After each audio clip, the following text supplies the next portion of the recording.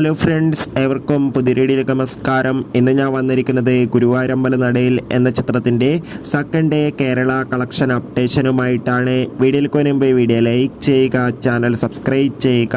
ഈ വരുന്ന മെയ് മാസം ധാരാളം ചിത്രങ്ങൾ OTT റിലീസ് ചെയ്യാൻ പോവുകയാണ്. നമ്മുടെ ചാനൽ ഭാഗം പരിശോധിച്ചാൽ നിങ്ങൾക്ക് കാണാൻ വേണ്ടി സാധിക്കും. പൃഥ്വിരാജ്, ബേസിൽ ജോസഫ്, അനശ്വര രാജൻ എന്നൊക്കെ പ്രധാന കഥാപാത്രങ്ങളായ ചിത്രമായിരുന്നു ഗുരുവായൂരമ്പലം നടയിൽ.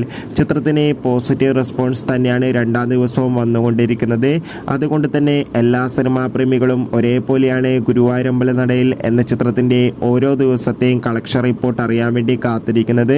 ചിത്രത്തിന് ആദ്യ ദിവസം 3 കോടിക്ക് മുകളിൽ കളക്ഷൻ ലഭിക്കുമെന്ന് അറിയിച്ചിട്ടുണ്ടായിരുന്നു. അതേ കളക്ഷൻ തന്നെയായിരിക്കും ചിത്രത്തിൻ്റെ രണ്ടാം ദിവസം ലഭിക്കുന്നത്. ഇന്നും ചിത്രത്തിന് അതിഗംഭീരമായ ബുക്കിംഗ് ആണുള്ളത്. എന്തായാലും കാത്തിരിക്കാം. കൂടുതൽ അപ്ഡേറ്റിനായി ചിത്രം കണ്ടവരുടെ അഭിപ്രായം കമൻറ്റ് ചെയ്യുക.